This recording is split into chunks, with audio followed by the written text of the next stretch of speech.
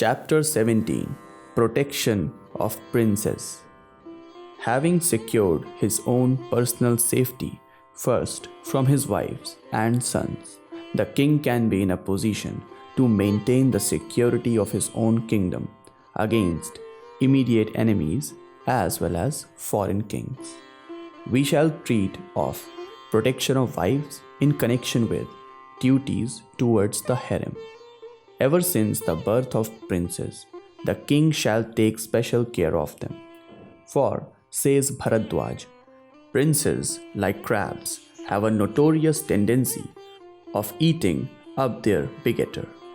When they are wanting in filial affection, they shall better be punished in secret. This is, says Vaishalaka, cruelty, destruction of fortune, and extirpation of the seed of the race of Kshatris. Hence it is better to keep them under guard in a definite place. This, says the school of Parasar, is akin to the fear from lurking snake. For a prince may think that apprehensive of danger, his father has locked him up and may attempt to put his own father on his lap. Hence, it is better to keep a prince under the custody of boundary guards or inside a fort. This, says Pisuna, is akin to the fear of flock of sheep. For after understanding the cause of his rustication, he may avail himself of the opportunity to make an alliance with the boundary guards. Hence it is better to throw him inside a fort belonging to a foreign king far away from his own state. This, says Konapadanta, is akin to the position of a calf. For just as man milks a cow with the help of its calf, so the foreign king may milk the prince's father. Hence it is better to make a prince live with his maternal relations. This, says Vatavyadhi, is akin to the position of a flag. For as in the case of Aditi and Kausika, the prince's maternal relations may, unfurling this flag, go on begging. Hence, princes may be suffered to dissipate their lives by sensual excesses, inasmuch as reveling sons do not dislike their indulgent father. This, says Kautilya, is death in life. For no sooner in a royal family with a prince or princess given to dissipation attacked than in perishes like a worm eaten piece of wood. Hence, when the queen attains the age favorable for procreation, priests shall offer to Indra and Brihaspati the requisite oblations. When she is big with a child, and the king shall observe the instructions of midwifery with regard to gestation and delivery.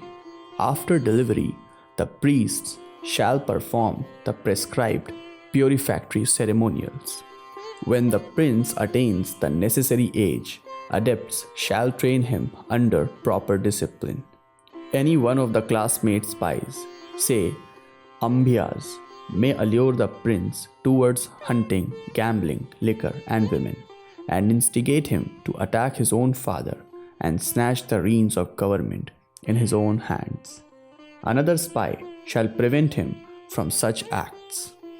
There can be, says Kautilya, no greater crime or sin than making wicked impressions on an innocent mind, just as a fresh object is stained with whatever it is brought in close association. So a prince with fresh mind is apt to regard as scientific injunctions all that he is told of. Hence, he shall be taught only righteousness and of wealth, but not of unrighteousness and of non-wealth.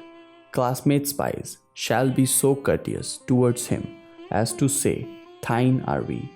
When under the temptation of youth, he turns his eyes towards women, impure women under the disguise of Aryas shall at night and in lonely places terrify him. When fond of liquor, he shall be terrified by making him drink as much as is adulterated with narcotics. When fond of gambling, he shall be terrified by spies under the disguise of fraudulent persons. When fond of hunting, he shall be terrified by spies under the disguise of highway robbers, and when desirous of attacking his own father, he shall, under the pretense of compliance, gradually persuaded of the evil consequences of such attempts, by telling, a king is not made by a mere wish. Failure of thy attempt will bring about thy own death. Success makes thee fall into hell and cause the people to lament and destroy the only clod.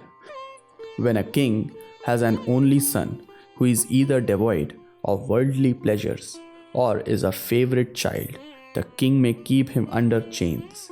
If a king has many sons, he may send some of them to where there is no heir apparent, nor a child either just born or is the embryo. When a prince is possessed of good and amicable qualities, he may be made the commander-in-chief or installed as heir apparent. Sons are of three kinds: those of sharp intelligence, those of stagnant intelligence, and those of perverted mind. Whoever carries into practice whatever he is taught concerning righteousness and wealth is one of sharp intelligence. Whoever never carries into practice the good instructions he has imbibed is one of stagnant intelligence. And whoever entangles himself in dangers and hates righteousness and wealth is one of perverted mind. If a king has an only son, attempts shall be made to procreating a son to him, or sons may be begotten on his daughters. When a king is too old or diseased, he may appoint a maternal relation or a blood relation of his own or any of the neighboring kings possessed of good and amicable qualities to sow the seed in his own field, kshetra bijam, to beget a son on his wife. But never shall a wicked and an only son be installed on the royal throne. A royal father, who is the only prop for many people, shall be favorably disposed towards his son, except in dangers. Sovereignty, failing to the lot of the eldest, is always respected. Sovereignty may sometimes be the property of a clan, for the corporation of clans is invincible in its nature, and being free from the calamities of anarchy can have a permanent existence on earth.